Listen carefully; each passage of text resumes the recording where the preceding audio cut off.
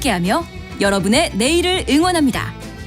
성공을 부르는 좋은 습관, 성공예감 이대호입니다.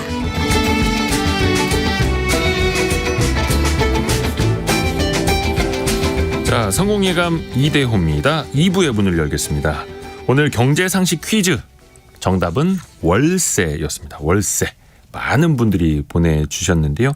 추억의 사글세라고 보내주신 분들도 많고요. 이용래님이 다달이 나가는 건 왜 이렇게 자주 오나요? 카드값, 관리비, 보험료, 청약저축 이체 등등 모든 게 월세 같습니다. 통장은 3일만 지나면 통장이 되네요. 제 얘기인가요? 이거 다들 이제 이거 내 얘기 같은데 하시는 분들 많을 것 같은데요. 8937님이 성공예감 이대호입니다. 월세로 이행시 갑니다. 월 말고 매일 성공예감 이대호입니다. 애청자 여러분 어서 세요. 야, 이거 어떻게 읽어야 되나. 야. 8937님, 예, 센스가 탁월하십니다. 선물 갑니다. 고맙습니다. 오늘 코스피 코스닥 보면요, 조금 이 약보합 정도 가리키고 있고요. 많이 이제 주목을 받고 있는 혹은 주목을 받고 있던 2차전지 관련주들은 최근에 약간 좀 조정을 좀 받고 있네요. 2차전지에 관련된 그 관심들이 정말 뜨겁습니다. 기술적으로도 그렇고 이게 산업적으로도 그렇고 뭐 주가 측면에서는 또 당연하고요. 특히 오늘은 기술적 측면에서 한번 더 깊이 파보겠습니다. 한국과학기술연구원 에너지저장연구센터 정경윤 센터장님, 어서 오십시오. 예, 안녕하십니까. 안녕하세요. 최근에 2차전지 승자의 조건 이 책도 쓰셨고요. 기술적인 거 저희가 많이 좀 여쭤볼게요. 예. 근데 일단은 2차전지다, 배터리 관련된 사업을 한다, 혹은 소재 사업을 한다 하면은 뭐 아시겠지만 최근 증시에서 반응이 굉장히 뜨겁거든요. 이렇게 뭐라 해야 될까, 뜨거운 반응이 일어나는 이유는 근본적으로 혹시 어떻게 보세요? 일단 저는 주식을 안 하기 때문에 증시 얘기는 하기는 어렵고요. 네네네. 그냥 산업적인 측면에서 말씀을 드린다면 네. 전기 자동차가 이제 본격적으로 보급이 되기 시작을 했습니다. 네. 그래서 이 시장이 앞으로 굉장히 커질 것으로 예측이 되고 있고요. 그 안에서 핵심 부품 혹은 어떤 메인이라고 할 수 있는 게 2차 전지 배터리인데요. 그 배터리를 만들려면 배터리 셀도 만들어야 되지만 안에 소재들도 네. 같이 동반해서 이제 만들어야 되기 때문에 아마 필요성이 많아지기 때문에 여러 사람들이 관심을 가지는 게 아닐까 이렇게 생각이 됩니다. 그래서 이게 보니까 이제 산업적인 저희가 뭐 밸류 체인이라고도 하는, 어떻게 보면 이제 공급과 협력사 구조까지도 잠시 후에 이야기를 좀 해보겠습니다만, 일단 우리나라에 2차 전지 관련 사업을 하는 기업 수를 혹시 좀 파악할 수 있나요? 그걸 정확히 알 수는 없고요. 왜냐하면 지금 스타트업들도 많이 생겨나고 있기 때문에 그 숫자를 다 파악하기는 어려운데, 네. 우리가 추정을 할 수 있는 것은 우리나라에 보면 한국 배터리 산업협회라는 곳이 있습니다. 네. 예, 배터리를 하는 그런 업체들이 모여서 이제 있는 그런 단체인데요. 네. 거기 회원사가 한 150개에서 160개 정도 되더라고요. 그러니까 최소한 그 정도 이상 스타트업까지 생각하면 상당히 많은 숫자가 있는 것으로 추정이 되고 있습니다. 저도 얼마 전에 전시회, 배터리 관련 전시회를 다녀왔는데 정말 많더라고요. 예. 그 전시 홀 4개인가 그걸 다 그냥 통째로 다 쓸 정도로 참여하는 기업들도 많고, 또 거기에 이제 관심 있게 보러 오는 사람들도 많아서 관심이 엄청 뜨겁더라고요. 근데 일단 전기차용 2차전지 시장은 앞으로도 이제 성장할 수밖에 없는 시장인데, SNE 리서치라는 곳의 데이터를 보니까 2035년, 그러니까 한 12년 후면은 우리 돈으로 전기차용 2차전지 시장이 815조 원까지 커질 거다. 이게 현재보다 한 5배 정도 늘어나는 거라고요. 어떻게 이렇게까지 가능할까요? 물론 시장 조사기관에 따라서 이제 그 수치에 대해서는 좀 차이가 있긴 있는 것 같습니다. 네. 근데 공통점은 굉장히 빠른 속도로 성장한다라는 거고, 그냥 제가 느끼기에도 이것이 진짜 가능하지 않을까라는 생각이 듭니다. 근데 그렇게 되는 이유 중에 하나가, 일단은 시장 경제 측면에서도 일반 소비자들이 자발적으로 전기차를 사는 게 굉장히 많이 늘었습니다. 자발적으로. 예. 그래서 2021년부터 이제 다양한 차종의 전기차가 보급이 됐는데, 지금 전기차를 선호해서 사시는 분들도 많이 생겼고요. 네. 거기에 더해서 이제 탄소 중립을 실현하기 위해서 모든 정부들이 모여서 탄소 중립을 실현하자 하면서 어떤 규제들을 많이 만들었거든요. 네. 그래서 이제 유럽의 대부분의 국가들이 2035년경이 되면 내연기관 자동차를 판매할 수 없는 그런 조약이 있습니다. 물론 지금 약간의 상황이 바뀌고 있긴 합니다. 네. 유럽에서 그 시기를 조금 늦추려고 하긴 하지만 뭐 판매 금지가 언젠가 되긴 될 겁니다. 그렇게 되면 친환경차라고 할 수 있는 게 몇 가지가 있는데 그거의 대부분을 차지하는 게 전기차이기 때문에 시장 경제적인 측면에서 혹은 정부의 규제 측면에서라도 전기차로 갈 수밖에 없는 그런 상황이라서 매우 빠른 속도로 성장할 것은 충분히 예측할 수 있는 그런 일이라고 생각이 됩니다. 뭐 수소차도 그러했지만 뭐 한 4, 5년 전이었던가 5, 6년 전까지만 하더라도 사실은 일반인들이 전기차 원체 비싸니까 많이 안 사서 결국은 정부 지자체나 공공기관부터 공공차량을 이런 걸로 먼저 사서 쓰고 했던 것도 기억이 나는데 이제는 보조금이 줄고 있어도 말 그대로 자발적으로 사람들이 전기차를 산다는 거죠. 예, 그렇죠. 예. 네. 과거에는 이제 차량 가격이 훨씬 더 비쌌죠. 지금보다도. 네. 일단 그때는 이제 전기 자동차를 대량 생산을 하지 않았기 때문에 비싼 부분도 있었고요. 네. 근데 이제 지금은 전기차를 대량 생산을 하면서 가격이 내려간 부분도 있고요.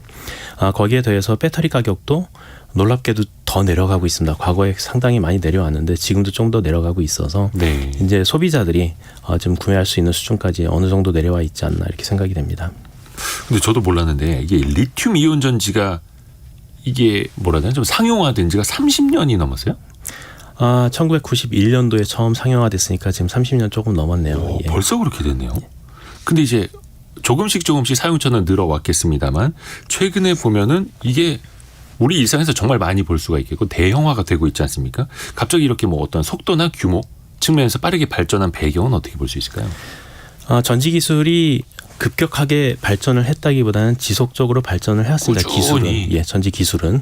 근데 이제 91년도에 상용화된 이후로 네. 대략 한 2010년대 중반 정도까지는 주로 어디 쓰였냐 하면 핸드폰이나 네. 노트북 이런 데 이제 소형 위주로 주로 쓰였습니다. 네. 그런데 지금 이제 소비자들이 갑자기 배터리를 확 느끼는 것 중에 가장 큰 거는 전기 자동차입니다. 네. 자동차에 탑재가 되면서 일단 자동차를 우리가 전기로 운행한다는 것도 좀 신기한 일이긴 하지만 거기에 네. 사용되는 배터리의 양이 훨씬 커집니다. 예를 들면 배터리에 그 핸드폰에 들어가는 배터리는 굉장히 작잖아요. 네. 그래서 수와트아워 수준인데 이게 자동차로 가게 되면 차종에 따라서 50에서 한 90kWh입니다. 이게 네. 키로가 붙기 때문에 대략 한 1000배에서 10,000배 늘어나는 거로 보시면 됩니다. 그래서 일예로 그 미국의 T사의 자동차 같은 경우에 네. 한 7,000개가 넘는 원통형 전지를 탑재를 합니다.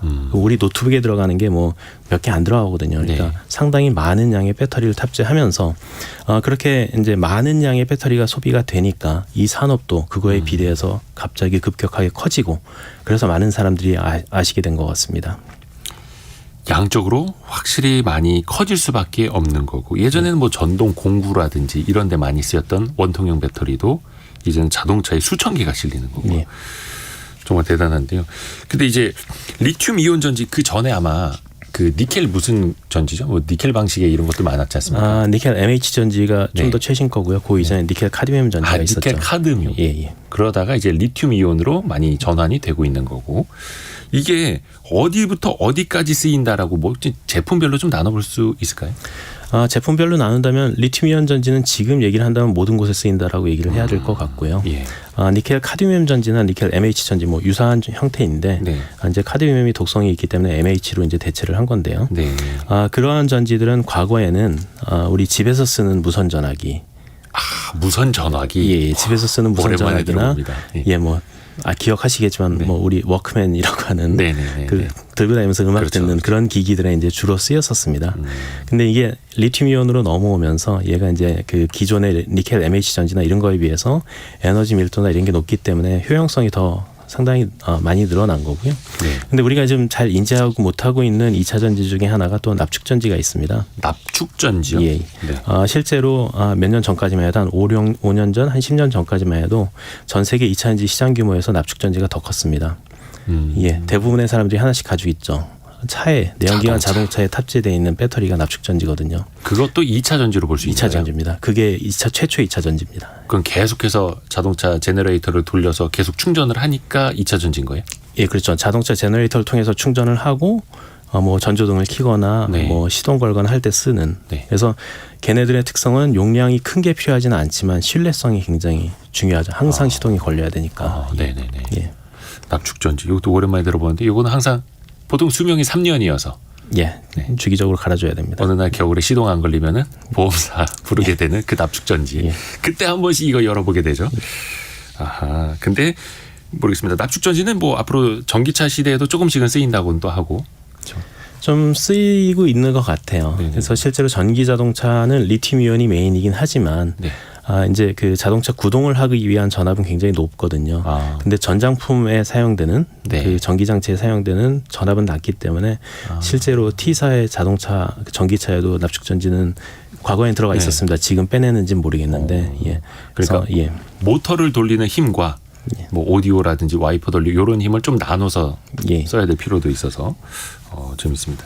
그리고 그 2차 전지는 이제 핵심 소재들을 좀 알아야 되는데 여기서 이제 용어들이 좀 어려워질 수는 있을 것 같습니다. 양극재, 음극재, 뭐 전해액, 분리막 이런 것들이 있는데 사실 2차 전지가 요걸 공부하신 분들은 또 빠삭하게 하시는 분들이 많고 근데 모르시는 분들은 굉장히 이제 난해해 하시거든요. 일단 좀 한번 쉽게 그 구조에 대해서 좀 설명 부탁드립니다. 예, 요거를 쉽게 설명하는 게 사실 상당히 어려운데요. 네. 좀 제가 배터리라는 용어부터 잠깐 설명을 드릴게요. 네. 예, 왜 배터리라고 하냐면 그 생각은 안 해봤네요. 예, 배터리 용어. 왜 배터리라고 하냐면 혹시 미국에 이렇게 여행 가 보시면 네. 상당히 배터리 파크라는 데가 되게 많잖아요. 배터리 파크. 예, 들어보셨나요? 글쎄요. 자유여신상 가려고 해도 배터리 파크에서 배가 출발하고 네. 금문교에 가도 거기 위에 배터리 파크가 있습니다. 그래서 거기 가보면 이게 왜 배터리일까인데 이 배터리라는 우리가 생각하는 2차 전지 배터리라는 용어의 근간이 거기서 왔습니다. 배터리 파악이 뭐냐 하면 네. 대포가 일렬로 이렇게 서 있어서 동시에 대포를 쏠 수 있는 그런 데를 배터리 파크라고 합니다. 아, 그래요? 예. 근데 우리가 예전에 장난감에다 이제 건전지 이렇게 집어넣으면 걔네들이 이렇게 일렬로 이렇게 있잖아요. 그게 그거랑 유사하다라고 해서 배터리라는 용어를 씁니다. 그 원통형 건전지를 하나 꽂아 놓으면 배터리 포신을 정렬한 것처럼 그것처럼 나타나서 비슷하게 보인다라고 그래서 해서 배터리예요. 배터리라는 용어로 들어왔고요. 이걸 이제 알았네. 예. 근데 배터리라고 쓰는 게 또 한 군데 있죠. 야구에서 쓰고 있죠.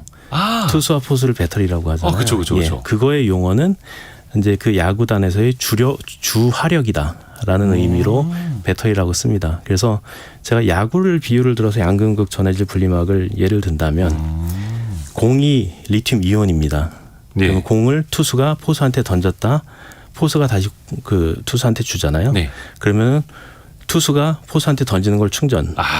포수가 투수한테 다시 주는 거를 방전이라고 얘기를 하면 됩니다. 그러면 투수는 원래 공을 가지고 있는 사람, 네. 그 사람이 양극이에요. 네. 던져줬을 때 받아주는 애가 음극, 포수입니다. 그러면 공이 이제 공기중으로 이렇게 전달돼서 가잖아요. 네. 그게 걔네들이 전해질이라고 보면 됩니다. 공이 이동할 수 있는 경로. 그런데 이제 투수와 포수가 만나면 반칙이잖아요. 네. 곧 바로 만나서 던지면. 그죠. 예, 그래서 못 만나게 해야 됩니다. 네. 분리막을 세우는 거죠. 만나지 마라. 네네. 그래서 이제 조금 전문적인 용어로 들어가면 양극과 음극 사이에 리튬 이온이 셔틀을 한다고요. 왔다 네. 갔다. 이게 이제 충전과 방전입니다. 그 사이에 양극과 음극이 내부에서 붙어버리면 단락이 돼서 한 번에 반응이 다 일어나고 끝나버리거든요. 그러면 불나는 겁니다. 예. 그래서 걔네들이 닿지 않게 하기 위해서 분리막이라는 걸 해서 예. 양극과 음극은 직접 닿지 않게 하면서도 리튬 이온은 지나갈 수 있게 만들어주는 게 분리막이고요. 그럼 리튬 이온이 움직일 수 있는 타고 움직일 수 있는 경로가 필요한데 네. 그게 전해질입니다. 전해액. 예. 그렇게 구성이 돼 있습니다. 그 전의 액을 타고 리튬 이온이 움직이는 거고 양극과 음극이 직접 못 만나게 분리막이라는 아주 얇은 커튼을 쳐 놓는 거고 야 이거를 이제 투수와 포수 배터리로 비유해서 말씀해 주시니까 확 와닿네요. 저도 사회인야구 하면서도 왜 이거를 배터리로 부르는 생각을 왜 안 해봤지? 정말 쉬운 설명이었습니다.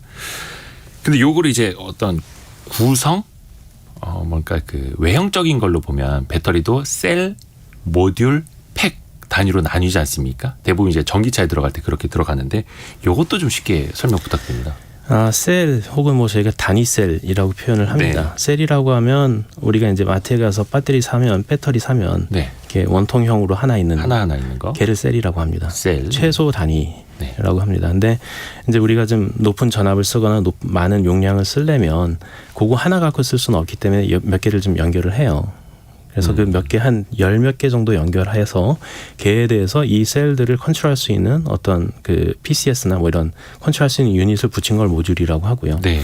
더 크게 만들기 위해서 이 모듈들을 또 한 대략 한 몇 개 정도 한 8개 정도를 모아서 이거는 이제 뭐 용도에 따라 달라지겠지만은 몇 개를 모아서 더 크게 만들어서 이걸 전체적으로 관리하는 BMS 시스템을 붙이고 열 관리 붙이고 하는 거를 팩이라고 합니다. 그래서 어떻게 보면 셀은 가장 작은 단위, 그거 몇 개 모은 거를 모듈, 이거를 더 모아서 아주 크게 만든 거를 팩이라고 보시면 됩니다. 장현희님이 와 지금까지 들었던 설명 중에 가장 신선한 설명입니다. 대단합니다라고 말씀해 주셨습니다. 야, 재밌습니다. 근데 이제 배터리를 놓고 보면 사실 우리 휴대전화도 그렇고 겨울에 추울 때 가서 배터리가 빨리 닳잖아요. 전기차도 그렇다 하고 외부에서 뭐 충전이 잘 안 되거나 아니면 충전했는데 빨리 닳는 현상. 근데 이것만 놓고 보면 이게 그러면 내연기관차보다 수명이 더 짧은 거 아니야? 이렇게 생각할 수도 있거든요. 사실은 어떤가요? 현실은 특정 지역에서는 훨씬 더 수명이 길고요. 특정 지역에서는 길고 어떤 지역에서는 아직은 좀 더 개발해야 되는 부분이 있고요. 네. 이제 일례로 캘리포니아 같은 경우에는 그 날씨가 거의 일정하잖아요. 네. 그런 데서는 배터리를 운영하기에 굉장히 좋은 그런 환경이 됩니다. 딱 좋겠네요. 예, 그래서 뭐 예전 그 아까 자꾸 T사 말씀을 드렸는데 그 T사에서 전기차 공급을 하고 나서 한 30만 킬로를 달린 자동차를 분석을 해봤더니 배터리 용량이 그래도 별로 안 줄었더라. 90몇 프로 남아있더라. 뭐 이런 보고도 있었어요. 배터리 수명이. 예.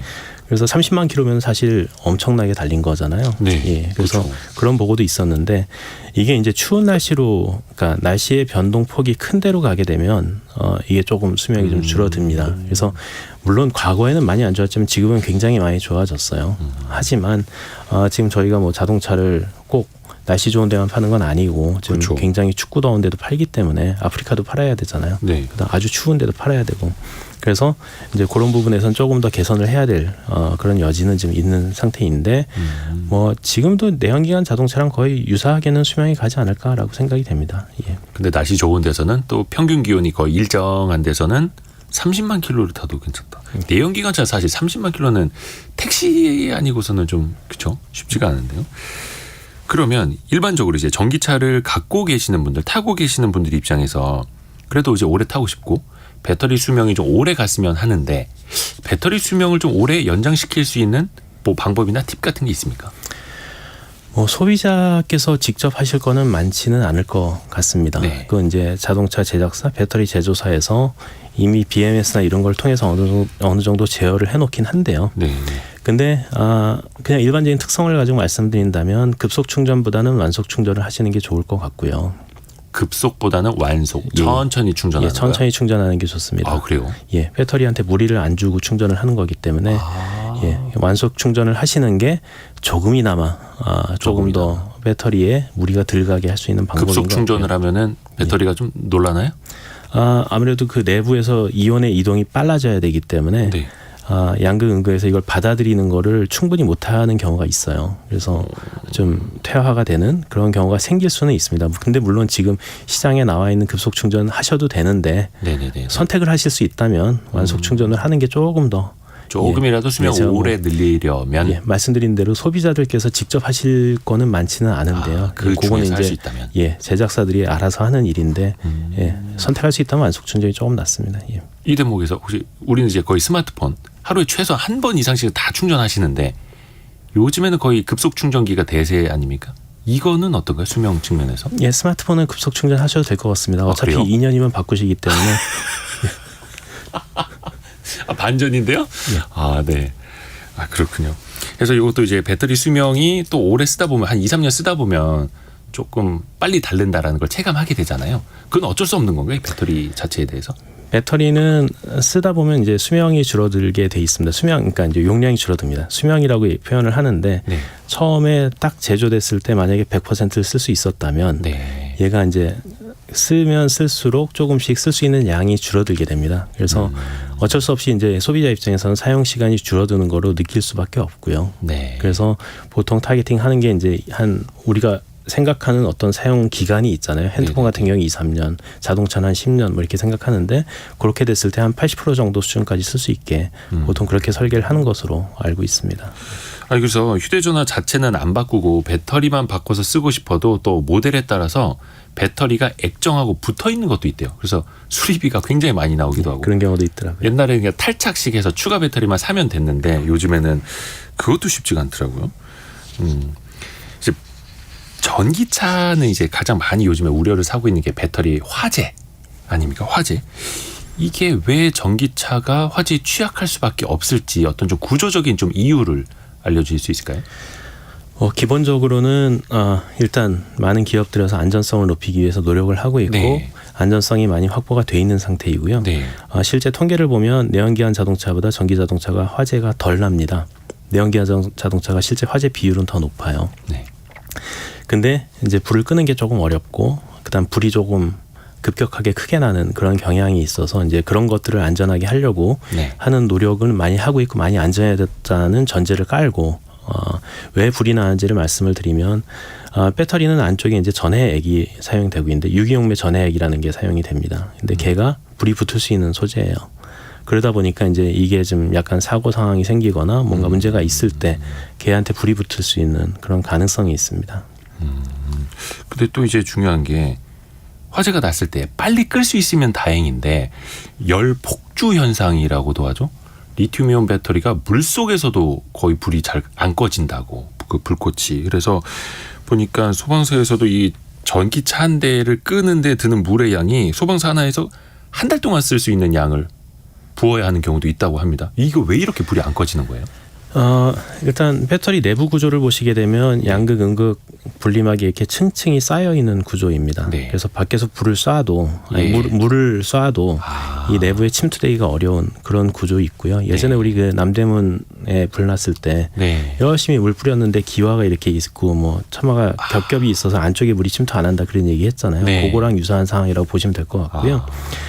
근데 지금 소방서에서 물을 그렇게 많이 써야 되는 이유는 아직까지는 소방 기술이 여기에 맞춰서 조금 더 개발이 안 돼 있는 부분도 사실은 있습니다. 그러니까 밖에서 물이 침투할 수 없는 데다 계속 물을 쏘고 있으니까. 근데 지금 기술로는 그렇게 할 수밖에 없는데요.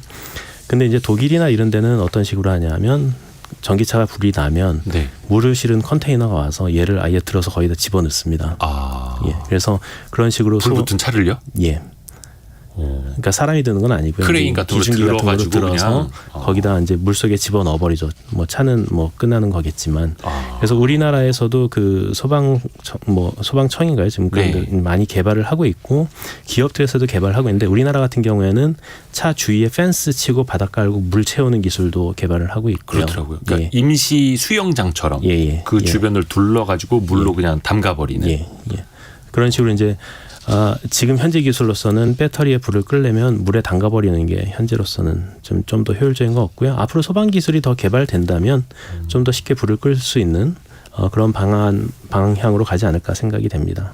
그래서 그러면은 이거를 배터리가 이제 불이 잘 붙는다면 아까 유기용매라는 것도 말씀해 주셨고 아예 불이 잘 안 붙는 소재로 바꾸면 되지 않겠느냐 이렇게 쉽게 생각할 수는 있거든요. 요 측면은 어떨까요? 그런 연구가 진행은 되고 있습니다. 네.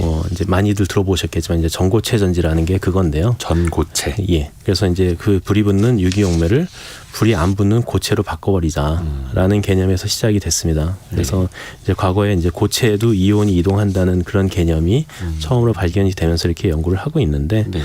근데 문제는 액체를 고체로 바꿔놓으면 이온 전달이 좀 잘 안 되고 성능이 좀 떨어질 수밖에 없습니다. 현재 기술에서는. 네. 그래서 이거를 현재 리튬이온 전지만큼 성능을 끌어올리기 위해서 전고체 전지에서도 이온 전달이 잘 되게끔 많은 연구를 지금 진행을 하고 있는 그런 상황입니다. 보니까 전고체 전지가 상용화되는 시점은 뭐 빨라야 뭐 2028년, 2030년 이렇게 이야기 나오더라고요. 교수님도 그렇게 보시나요? 저는 좀 뭐 그 대표적으로 이제 토요타 이런 데서 좀 뭐 빨리 될 것처럼 얘기를 했는데 네네네. 아직도 기술적인 허들이 많이 있는 것 같고요. 네. 2030년에 전고체 전지가 제 생각에도 나오긴 나올 것 같은데 네. 일반인들이 타고 다니는 자동차에 탑재된 것까지 가기는 좀 어렵지 않을까. 그러니까 조금 더 시간이 지나야 자동차가 탑재될 거고 네. 2030년 경에는 우리가 다른 용도로 좀 먼저 검증이 일어나지 않을까라고 생각을 합니다. 좀 작은 거로. 그러니까 지금 리튬이온 전지 같은 경우에도 보면 91년에 상용화 돼서 자동차 들어가는 데까지 한 25년 정도 걸렸잖아요. 네. 그래서 뭐 그만큼의 시간은 아니겠지만 좀 우리가 소형이나 다른 데서 충분히 검증을 하고 들어가지 않을까라고 개인적으로 생각을 하고 있습니다. 다르게 생각하는 전문가들도 있어요. 예. 근데 어떤 데 보니까 전고체 전지 뭐 소재라든지 뭐 합성 기술 그리고 소량 뭐 배합이라고 해야 될까요? 아니면 소규모 배터리 셀까지는 만드는데 성공했다 이렇게들 이야기한 데가 있더라고요. 그 정도까지는 지금 온 건가요? 저희도 실험실에서 만들고 있습니다. 오, 예, 실험실에서 전고체 전지 만들어서 구동이 되고 있고 네. 어느 정도 성능이 나오고 있는데 네. 이거를 이제 대량 스케일업 하는 건 또 다른 얘기고요. 그다음에 이제 실험실에서 만들거나 혹은 스타트업에서 만드는 거랑 진짜 상용 전지의 레벨이랑은 좀 다른 부분이 많이 있어서 이걸 상용으로 끌고 올라가는데 좀 많은 기술 개발이 필요한 겁니다. 그러면 이제 전에 이 액체가 아니라 뭔가 가루나 고체로 된 그 사이에서도 리튬 이온이 왔다 갔다 할 수 있게끔 그러니까 예. 앞에서 설명해 주신 대로 비유하자면 투수랑 포수랑 공기 중에 이제 공을 던지고 받고 하는데 그게 아니라 그 사이가 뭔가 모래로 채워져 있어도 야구공이 뚫고 지나다닐 수 있는 적절한 비유신 것 같습니다. 모래로 채워져 있어도 지나가야 되는 겁니다. 센터장님한테 배운 겁니다. 근데 그게 어렵다라는 거잖아요. 그렇죠. 예. 그리고 또 하나 가격적인 측면도 예. 문제가 될 테고요. 가격적인 측면은 이거는 이제 뭐 지금 그 고체 전해질이 좀 비싸다라는 얘기가 있는데 예. 이거는 이제 나중에 대량 생산으로 가면 해결될 가능성이 높습니다. 그러면 일단은 가격적인 건 차치하고 기술적인 측면부터 먼저 가야 되는. 그렇죠. 기술적인 성능이 그래도 지금 리튬이온 전지와 비슷한 정도까지는 가줘야지 뭐 자동차에 쓰든 다른 용도에 쓰든 뭐 이렇게 할 수 있을 겁니다. 그래서 이제 어떤 업체들 보니까 전고체 전지 그 중간을 액체를 바로 고체 가루로 바꾸기 전에 젤리 같은 형태로 전고체 전지 중간을 채우는 경우가 있더라고요. 예, 그걸 이제 저희는 반고체 전지라고 표현하는데요. 반고체. 예, 이제 뭐 아예 그 지금 젤리라고 표현하신 폴리머 계열로 그냥 네. 하는 그런 경우도 있고요. 고체 전해질과 폴리머를 섞어서 이렇게 쓰는 경우도 있습니다. 그래서 아무래도 그 폴리머가 완전 고체보다는 이온 전달에 좀 도움이 되기 때문에 네. 거의 걔네들 같이 쓰게 되면 성능이 조금 더 잘 나올 가능성은 있습니다. 하지만 완전한 전고체 전지에 비해서는 우리가 좀 안전성이나 이런 걸 조금은 손해를 보면서 하는 그런 일들이죠. 그래서 유럽의 어떤 업체인가요? 전고체보다는 차라리 반고체가 현실적이다. 우리는 반고체로 먼저 가겠다. 이런 데들도 있더라고요. 뭐 우선적으로 성능 내기에는 반고체가 더 수월하긴 합니다. 예. 우선적으로 당장 성능을 내기에는. 예. 하지만 근데 이제 이거를 실제로 어떤 걸 쓰냐는 네. 그때 당시에 이제 배터리 산업 생태계 환경이나 소비자의 요구나 이런 걸 다 감안해서 어떤 거로 가는 게 적절한지는 그 사업을 하시는 분들이 좀 선택을 해야 될 그런 부분들이 있는 거죠. 그 전고체 전지 배터리 이제 가격도 제가 여쭤봤는데 사실은 전고체까지 가지 않더라도 현재 쓰고 있는 2차 전지 그러니까 우리나라 이제 주로 3원계 뭐 NCM 뭐 이런 이야기를 많이 하지 않습니까? 이 가격도 많이 비싸요. 전기차 가격의 거의 한 40% 정도를 배터리가 차지하고 있다고 하는데 이거는 어떻게 가격을 좀 낮출 방법 어떻게 찾아봐야 될까요? 가격을 낮추기 위한 노력은 많이 일어나고 있습니다. 예. 뭐 많이들 얘기하는 게 이제 배터리의 가격의 한 40에서 50% 정도를 전기차의 가격도 한 40% 정도를 배터리가 차지하지만 네. 배터리 자체만 봤을 때 그 안에서 한 40~50% 정도를 양극재가 차지하는 부분이 있고요. 양극재. 예. 소재 전체를 따지면 한 60% 정도를 아마 소재가 차지할 겁니다. 그래서 그 소재들을 좀 싸게 만들기 위한 그런 노력들을 많이 하고 있고요. 네. 뭐 대표적인 방법 중에 하나를 간략하게 설명드리면 지금 네. NCM이라고 표현하는 것 중에 네. 코발트가 좀 비싼 애거든요. 그래서 이제 코발트를 아예 빼버리려는 노력도 좀 많이 하고 있습니다. 어허. 그래서 그걸 빼거나 혹은 다른 부분에서도 조금씩 단가를 낮춰가면서 현재 배터리 가격을 좀 더 낮추려는 노력은 많이 진행되고 있고요. 근데 네. 실질적으로 저희가 한 10년 전, 5년 전에 예측했던 리튬이온 가격이 여기까지 내려가는 게 거의 한계치일 거다라고 예상했던 거를 비껴나가서 더 내려가고 있습니다. 아 그래요? 예. 그러면 예전에 예상했던 것보다 현재 배터리 가격이 더 많이 낮아져 있는 상태인 거예요? 예, 현재? 더 낮아져 있습니다. 거기에는 그래요? 아까 말씀드린 이제 과거에는 코발트를 더 많이 썼거든요. 이걸 니켈로 바꿔가는 뭐 그런 것도 있고 또 이게 아예 대량 생산 체제로 가면 거기서 내려가는 가격들도 있잖아요. 네. 그래서 그런 것들이 이제 복합적으로 작용을 하고 있는 것 같고 아마 기업들에서 이제 이 가격을 낮추기 위한 엄청난 노력들을 하고 있는 것 같습니다. 그러면은 예전에 산업계에서 봤던 것보다 현재 2023년 배터리 가격 수준은 훨씬 낮은 거다. 뭐 저희 이게 사실 체감이 잘 안 돼가지고 이게. 예전 예측이 잘못된 거겠죠. 혹은 또 기술적인 발전을 발전이 더 잘하고 있는 있었고 둘 다 거고. 복합적으로 있지 않을까 생각합니다. 근데 이제 우리나라처럼 자원이 부족한 나라 입장에서 보면은 뭐 이게 다 희귀 금속이고 코발트 같은 거 우리나라에서 나지도 않고 죄다가 뭐 중국에 제일 많이 있다고 하고 그러니까 국제 원재료 가격에 따라서 우리는 그냥 같이 춤을 춰야 하는 상황밖에 안 되는 것 아닙니까? 이거는 구조적으로 어쩔 수가 없는 거죠. 물론 현재 구조적으로는 우리가 거기에 조금 휘둘릴 수밖에 없는 그런 구조가 돼 있는데요. 뭐 이거는 이제 정부 차원에서도 좀 나서 주셔야 되는 거고 기업들도 네. 노력해야 되는 부분인데 우리가 해외 자원을 좀 확보하는 그런 일들도 좀 진행을 해야 될 것 같습니다.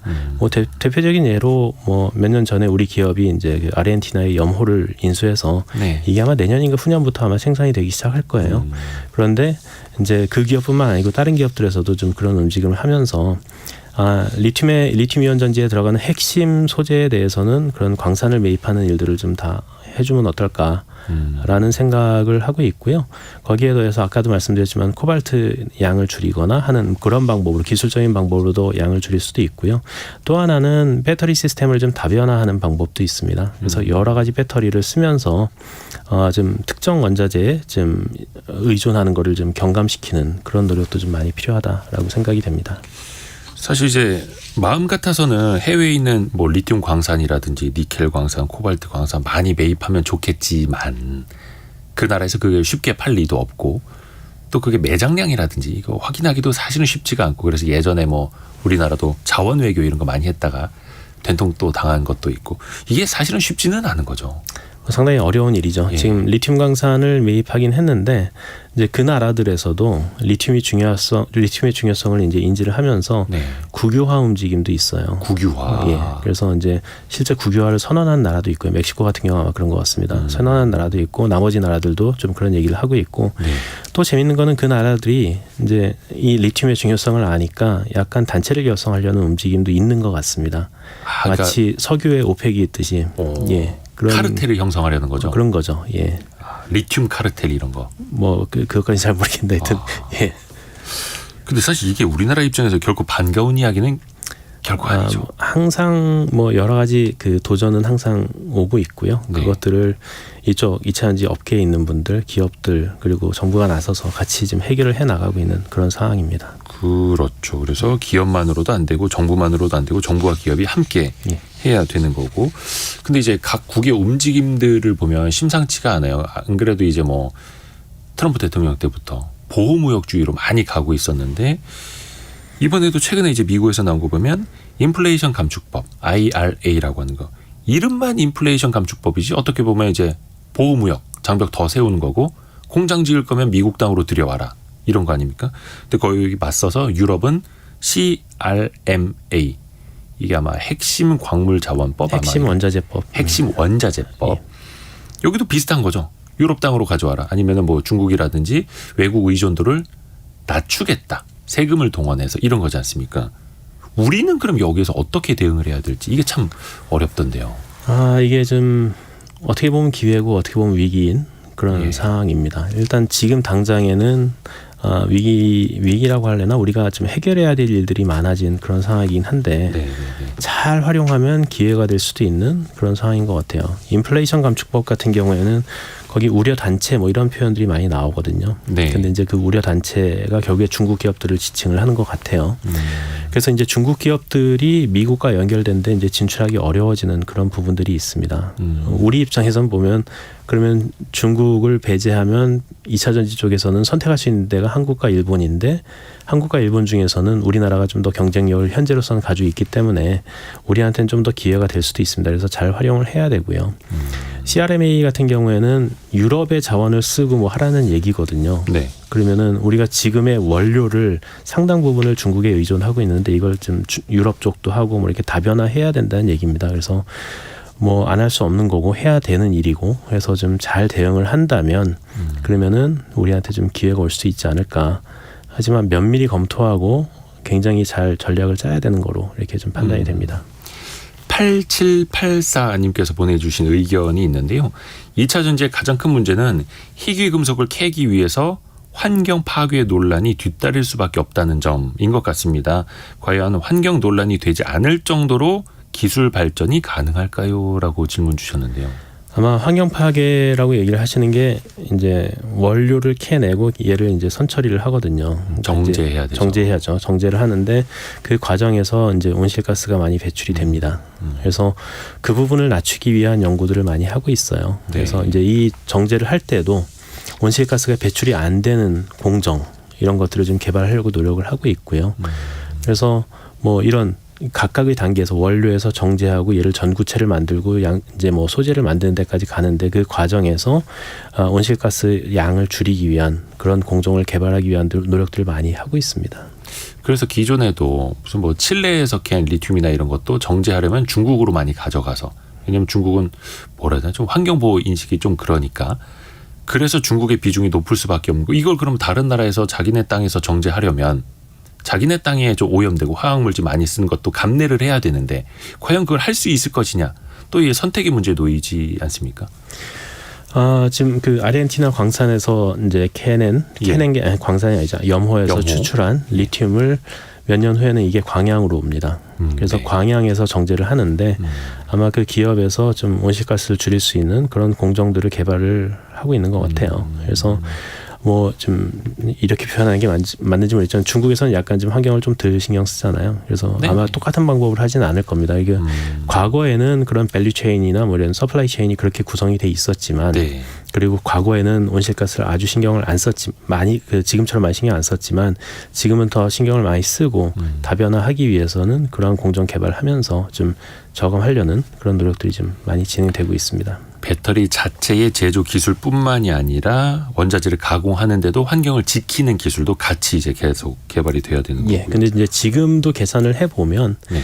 그런 것들 다 포함해서 전기 자동차를 이제 운행을 하고 폐차하는 것까지 다 계산했을 때 일반 내연기관 자동차에 비해서는 온실가스 배출이 더 탄소 중립적으로 가 있는 거로 지금도 계산은 돼 있습니다. 근데 그거를 좀 더 좋게 하기 위한 노력을 진행하는 거죠. 아하.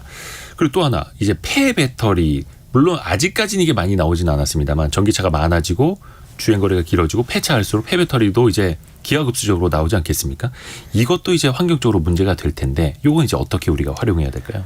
그 부분을 앞으로 우리가 좀 잘 대응해야 되는 네. 그런 부분입니다. 21년 정도부터 이제 본격적으로 보급됐으니까 한 26, 7년, 뭐 2030년경부터 이제 폐 배터리가 많이 나올 텐데 그거를 그냥 버리면 네. 그러면 이제 아마 환경 파괴도 될 거고 탄소 중립에도 도움이 안 되겠죠. 네.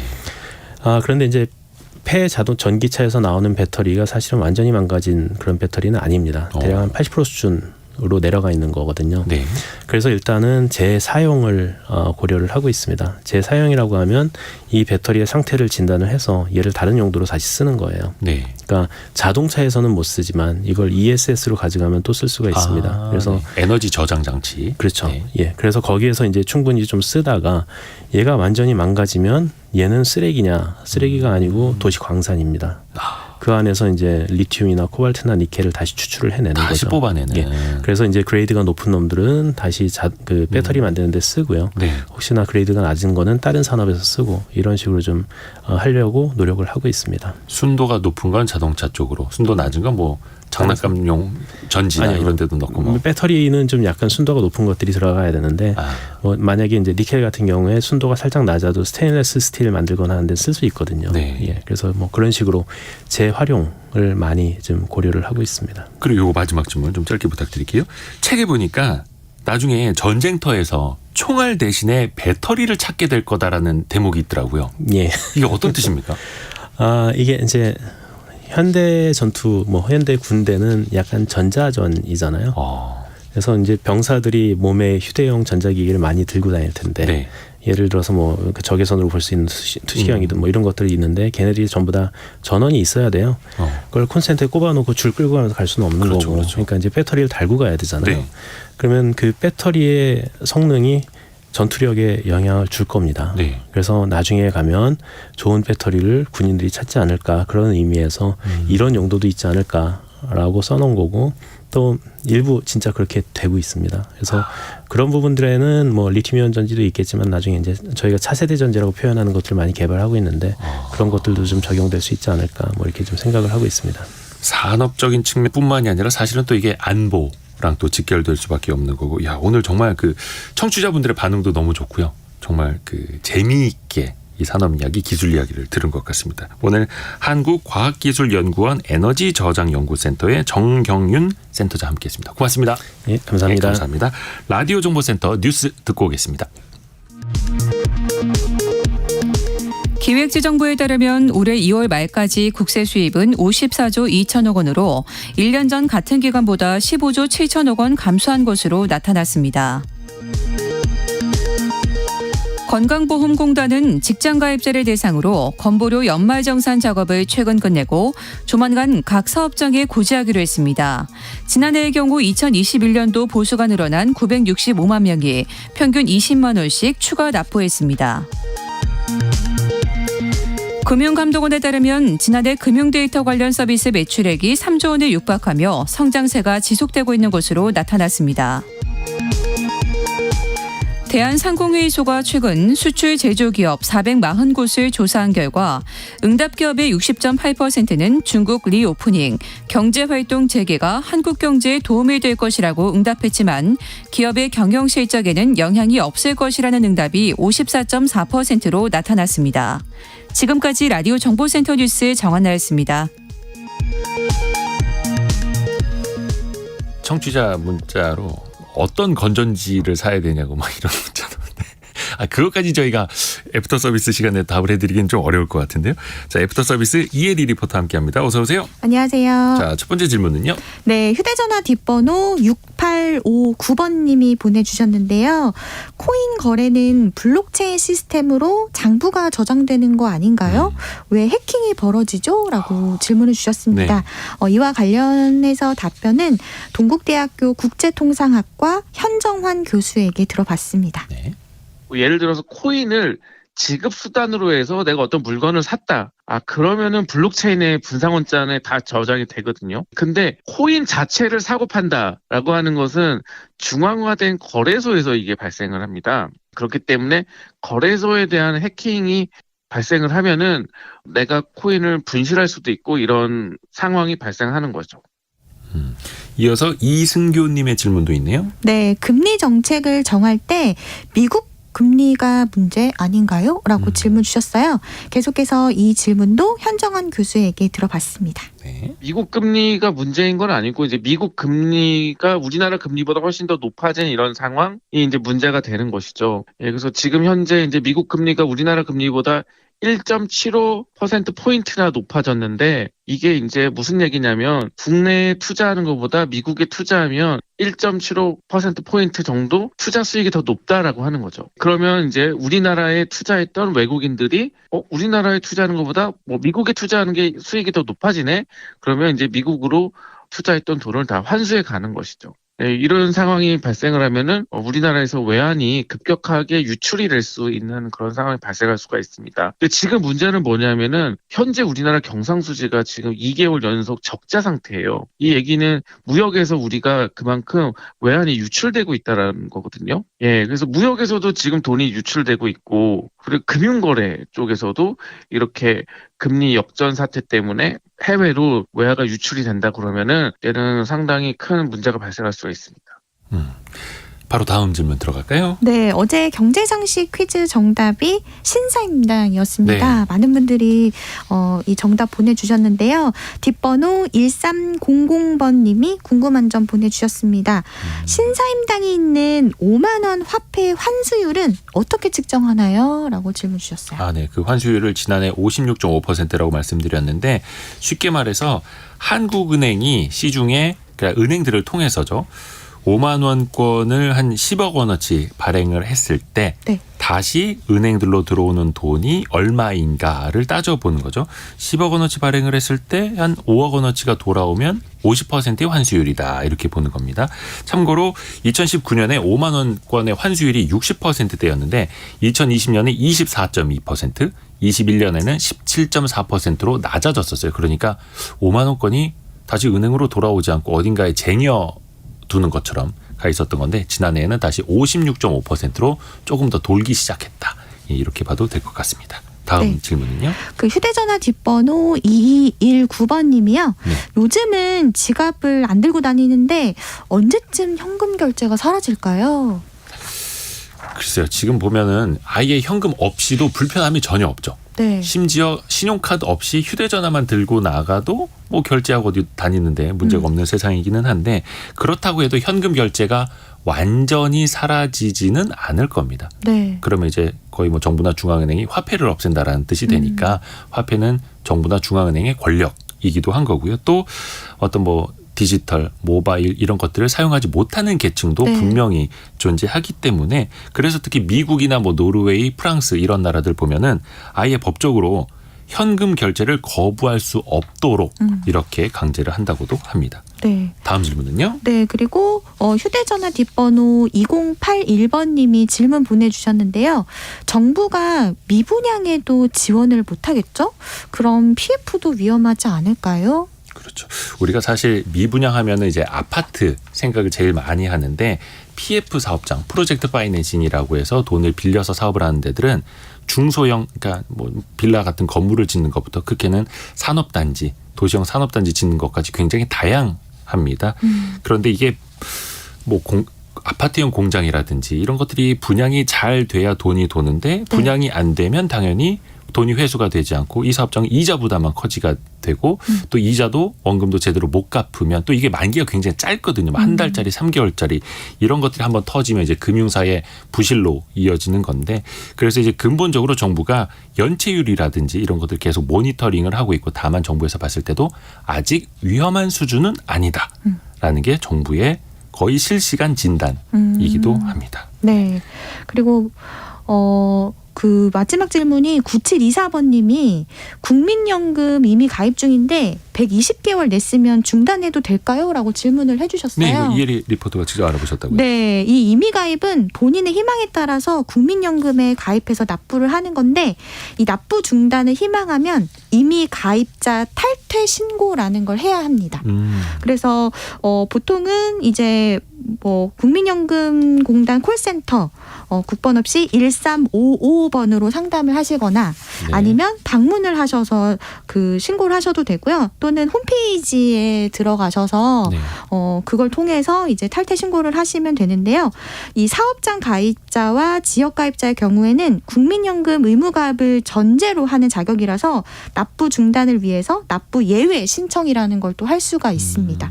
그리고 납부한 보험료는 바로 반환이 되지가 않고요. 국민연금 수령 연령이 됐을 때 가입 기간이 10년 이상이면 노령연금으로 10년 미만이면 반환 일시금으로 받게 됩니다. 아유, 이혜리 리포터가 꼼꼼하게 살펴주셨네요. 고맙습니다. 네, 고맙습니다. 7618님이 저는 성공예감 들은 지 2년 다 돼가는데 무진장 성장한 60대 충남 홍성 여성 농부 아줌마여요. 요즘엔 이대호님의 재기발랄 참신한 진행으로 또 다른 재미를 느끼고 있어요. 화이팅요 라고 해주셨습니다. 아유 고마워요. 예.